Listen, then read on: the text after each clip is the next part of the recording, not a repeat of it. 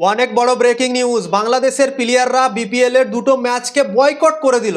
তো কি ঘটনা ঘটেছে এবং কেন বিপিএল এর দুটো ম্যাচকে করলো বয়কট, বাংলাদেশের প্লেয়াররা কেন খেলতে চাইছে না বাংলাদেশ দল থেকে এবং বিপিএল ম্যাচগুলো কেন বয়কট করলো, অবশ্যই সবকিছু ইনফরমেশন তোমাদেরকে এই ভিডিওতে জানিয়ে দেবো। তো ভিডিওকে লাস্ট অবধি দেখতে থাকো, আর চ্যানেল নতুন হয়ে থাকলে চ্যানেলটিকে ফলো আর সাবস্ক্রাইব করে দেবে এবং লাইক শেয়ারও করে দেবে। তো চলো ভিডিওটাকে শুরু করি। বাংলাদেশ ক্রিকেট দল টি-20 বিশ্বকাপ খেলতে ভারতে আসবে না বলেছে। এই কন্ট্রোভার্সিটা কয়েকদিন থেকেই চলছে, তোমরা তো জানো।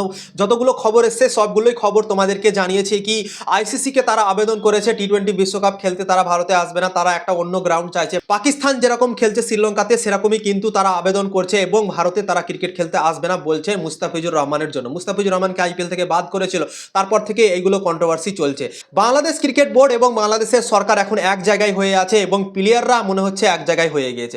প্লেয়াররা বলেছে কি আমরা কোনো প্রকার ক্রিকেট খেলবো না বাংলাদেশ দল থেকে বা বিপিএলও খেলবো না। সকালে আমি একটা ভিডিও বানিয়েছিলাম এবং তোমাদেরকে আপডেট দিয়েছিলাম কি বাংলাদেশের যত প্লেয়ার আছে সব প্লেয়ারই বলেছে কি আমরা কোনো প্রকার ক্রিকেট খেলবো না, বিপিএল খেলবো না বা জাতীয় দল থেকেও ক্রিকেট খেলবো না। কারণ হচ্ছে একটাই, নাজমুল ইসলাম নামে একটা কর্মকর্তা আছে বাংলাদেশ বোর্ডের এবং সে ক্রিকেট অফ ডাইরেক্টরের পদে বসে আছে এবং তার সাথে হয়তো কিছু একটা হয়েছে বাংলাদেশি ক্রিকেটারদের সাথে এবং তাই জন্যই বাংলাদেশের যে ক্রিকেটারগুলো আছে তারা বলছে কি আমরা কোনো প্রকার ক্রিকেট খেলবো না। বাংলাদেশের প্লেয়াররা একটা আবেদন করেছে বাংলাদেশ ক্রিকেট বোর্ডের কাছে এবং তারা বলেছে কি নাজমুল ইসলাম যদি নিজে থেকে রিজাইন করে তারপরেই আমরা ক্রিকেট খেলবো এবং এটাও বলেছে তারা কি তাকে যেন বের করা হয় বাংলাদেশের যে ক্রিকেট বোর্ড আছে তাদের তরফ থেকে, যেন নাজমুল ইসলামকে যে ক্রিকেট অফ ডাইরেক্টরের পদে বসে আছে তাকে যেন বাংলাদেশ ক্রিকেট বোর্ড বাদ দিয়ে দেয়। ঠিক আছে, তো দুটো অপশন দিয়েছে বাংলাদেশের যে প্লেয়ারগুলো আছে সেই প্লেয়ারগুলো, সে যেন নিজে থেকে রিজাইন করে দেয় না তো ক্রিকেট বোর্ড বাংলাদেশের তাকে যেন বাদ করে দেয়, এইরকম ভাবে আবেদন করেছে বাংলাদেশের যে প্লেয়ারগুলো আছে। তো সেই প্লেয়ারগুলো এই আবেদনটা করেছিল, তোমাদেরকে খবরে সকালে আমি জানিয়েছিলাম। কিন্তু আজকে দুটো ম্যাচ ছিল বিপিএল এর, ঠিক আছে, দুটো ম্যাচই কিন্তু আজকে হয়নি। বাংলাদেশের যত প্লেয়ার আছে সবাই কিন্তু বয়কট করে দিয়েছে এই দুটো ম্যাচকে। তোমরা এখানে দেখতে পাচ্ছ বিপিএল এর দুটো ম্যাচ ছিল এবং এই দুটো ম্যাচ হয়নি, তারা খেলতে চায়নি, তারা বয়কট করে দিয়েছে বিপিএল এর ম্যাচকে। তো এখানেই বোঝা যাচ্ছে কোনো প্রকার ক্রিকেট তারা খেলতে চাইছে না যতক্ষণ না নাজমুল ইসলাম পদে বসে আছে ক্রিকেট অফ ডাইরেক্টরের পদে, তাকে যদি বাদ দেওয়া না হয়, সে যদি নিজে থেকে রিজাইন না করে, নিজে থেকে বাদ না হয়, তাহলে কিন্তু বাংলাদেশের যত ক্রিকেটাররা আছে সবগুলো ম্যাচকে বয়কট একের পর এক তারা করতে থাকবে এবং এইভাবেই চলতে থাকবে মনে হচ্ছে দেখে।